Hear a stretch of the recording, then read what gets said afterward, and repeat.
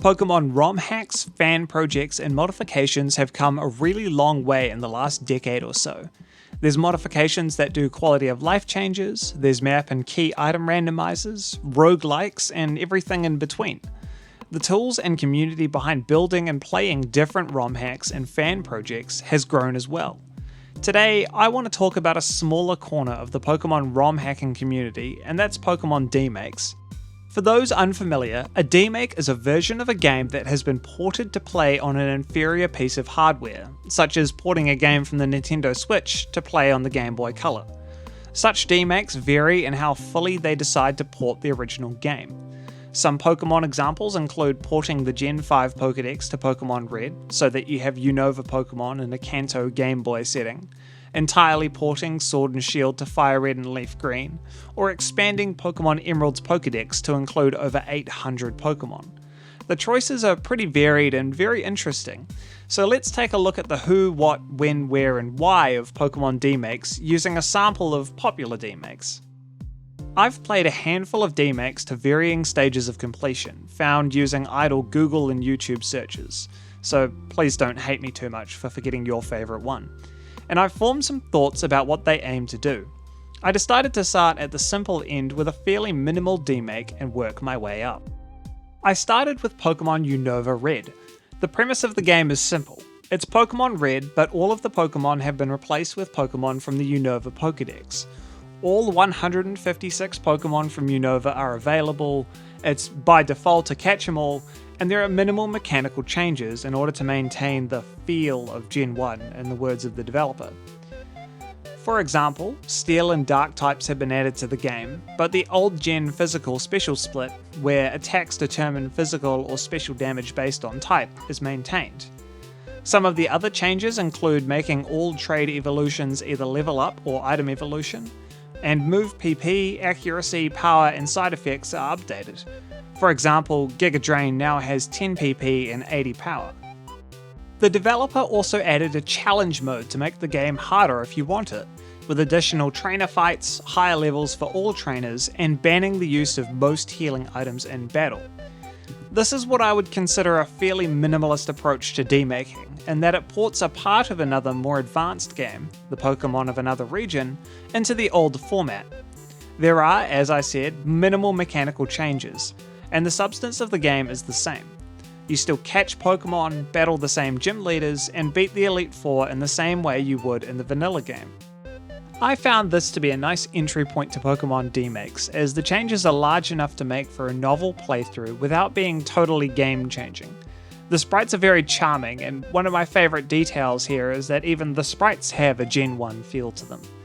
The sprite artists could have played it straight and created fairly faithful and proportionally accurate sprites given the range of digital art tools that are out there. Instead, like the original Gen 1 sprites, they're all a little wacky, a touch oddly proportioned, with sometimes strange perspectives.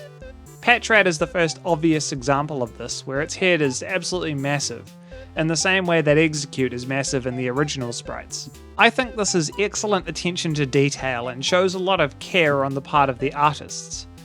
One last great detail is the sense of humour the developer showed with some of the adaptations to Generation 1. My favourite example of this is how the fan club president, who normally describes Rapidash in glowing and loving terms before giving the player a bike voucher, instead describes Garbodor in such language, despite Garbodor being a widely maligned Pokemon. To be clear, I really like Garbodor, but it is pretty funny. I think as long as you know what you're getting into, Gen 1 is a lot of fun to play through, and ultimately this is a standard Gen 1 playthrough with different Pokemon, so I had a lot of fun with it. I recommend this if you want to dip your toe into something different for your next Gen 1 playthrough. The next step up in demakes from Unova Red, which is a fairly minimal demake accounting for all things, is games with expanded Pokédexes and updated mechanics like Pokémon Emerald EX.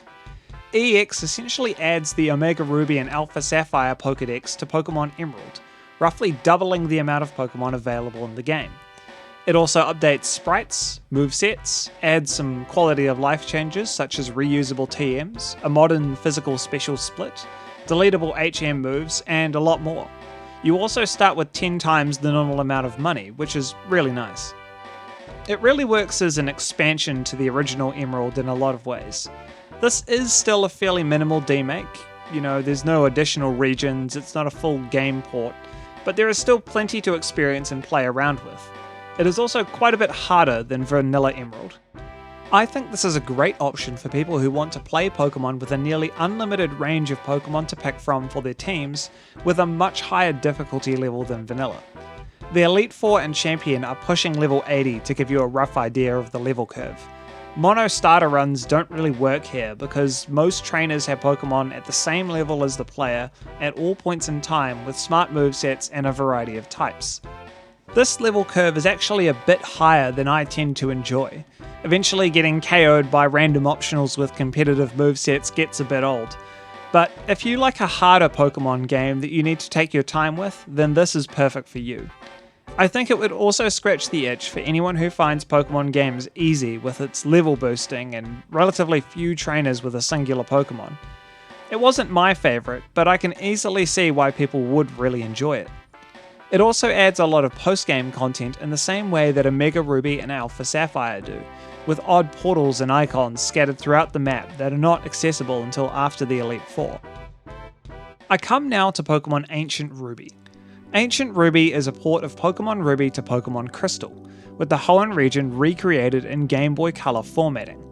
It doesn't add a whole lot of features because it's mostly focused on a fairly straightforward port of Ruby and Sapphire to Crystal. For example, there are no abilities, probably because that would be extremely difficult to implement, and few other modern mechanics are added in. Unlike Emerald EX, you do not receive EXP for catching wild Pokemon, for example. This is to my mind a more traditional demake, in that it attempts to force Gen 3's traits, map, and Pokemon into a Gen 2 package with the obvious limitations that it entails. This is also where I should address one thing that's kind of important about Pokemon ROM hacks and many demakes. Many of them are unfinished, including Ancient Ruby. I don't think demakes get nearly as much hype as some of the more inventive Pokemon ROM hacks, which are usually very additive, meaning they pack a lot of new content into a ROM, rather than the revertive approach that demakes take. Also, demaking games is inherently tricky. I'm not an expert in programming or game console formats, but seeing 800 Pokemon and Mega Evolutions in Pokemon Emerald makes me think of a watermelon in one of those satisfying Crush Machine videos. That's not factoring in trying to manage additional abilities or anything like that. Clearly, a lot of things are possible, and the ROMs can take a lot more than they were intended to. Still, it's a shame that many demakes remain unfinished, as there are some really interesting ideas out there that would be cool to play through. On the extreme end, the Sword and Shield GBA demake is available to players who really want to dive in. Unfortunately, I couldn't find a working English translation around the place, and the original is all in Portuguese, which I am unable to read. Still, I found this to be a really interesting demake, even if I only played a bit of it. There is a lot of detail carried over from the original Sword and Shield, and the overworld Pokemon encounters are neat. The demake ports most of what is unique to Gen 8 through, including Galarian forms, Dynamaxing, original tile sets, raid battles, and Mega Evolution. Clearly a lot of work went into making this happen, as the footage attests. Again, I can't say a heck of a lot about it since I only played a small amount of the game. I will say that this is at the hardcore end of demaking, whereby the entirety of the game is ported over, and barely anything of the original remains. So, after playing a handful of games, what do I think demakes are all about? I think that the main reasons for the legion of demakes available, and other kinds of ROM hacks of Pokemon games, come down to nostalgia, Pokemon's large audience, and a need for variety. Pokemon is a very long-running franchise, and has gone through several different iterations and styles over the decades. It follows that some people will enjoy only certain iterations of the games, and when the franchise moves on from them, those people are left behind. This isn't helped by Game Freak's baby with the bathwater approach to generational gimmicks such as Mega Evolution and Z-moves. Demakes offer these people new ways to experience Pokemon the way they want to play it, without necessarily adopting the newer gimmicks or styles. I'm thinking of people who like playing Pokemon on a tile-based map with minimal storyline and cutscenes. They might also prefer older battling mechanics such as Gen 1s, since that is what they are most familiar with. Demakes offer these people variations on what they want with quality of life updates. They can experience the nostalgia of playing older Pokemon games while getting to do something other than beating Red with a Blastoise for the 1000th time in the last 30 years. They're not interested in the newer games and ideas, they want Pokemon the way they want it, but in this case with some new stuff sprinkled in. But not too much. I have no issue with this, and I think maybe it'll stop them from loudly complaining too much about every change Pokemon makes in the future. Probably not though. The other group I think Demakes appeal to, and I would include myself in this group, is people who have been playing Pokemon for a long time, and are still looking for new ways to experience the games. I had a lot of fun playing these games, not because they were super novel or creative, but because they offered me a new way to experience something already familiar. I got to play through Red with the Samurott. I got to fight through Emerald using a variety of different Pokemon I would not use otherwise.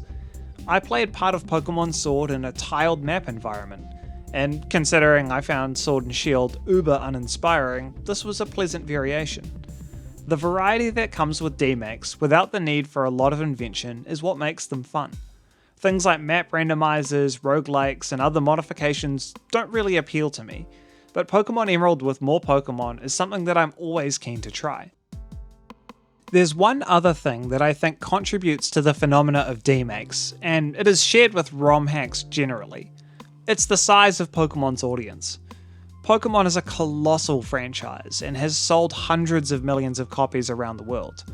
Considering Game Freak only releases one game or DLC a year, it's no wonder that fan projects such as Demakes have stepped in to fill the gap in demand. People spend a bit of time playing one game, finish it, and then want to move on to something else. Whether that something else is an original ROM hack with fan-made Pokemon and regions, or a demake of an existing game, is somewhat beside the point. But at least some of these people are going to be interested in what Demakes have to offer while they wait for the next release. One other aspect is that Pokemon games are sold at a premium, and scarcely ever drop in price, not even in second-hand markets. Some people would rather download a Demake ROM and emulator to get a chance to play games with new Pokemon than shell out close to $70 for a new game. It helps that ROMs and emulators can be run offline on potato computers and typically have extremely small file sizes, limiting the challenges of slow internet speeds. With the greater accessibility of ROM hacks, demakes, and emulators, it's no wonder many people reach for a demake in some cases where a Switch and a retail copy of Pokemon costs several $100s. I'm not suggesting that it is at all the same as playing on the console that it was designed for, but getting to use new Pokemon may be the greatest appeal for some players, and that is one of the itches that Demakes can easily scratch. Those are my thoughts on Demakes. Have you played any good ones? Let me know in the comments below, and thanks for watching.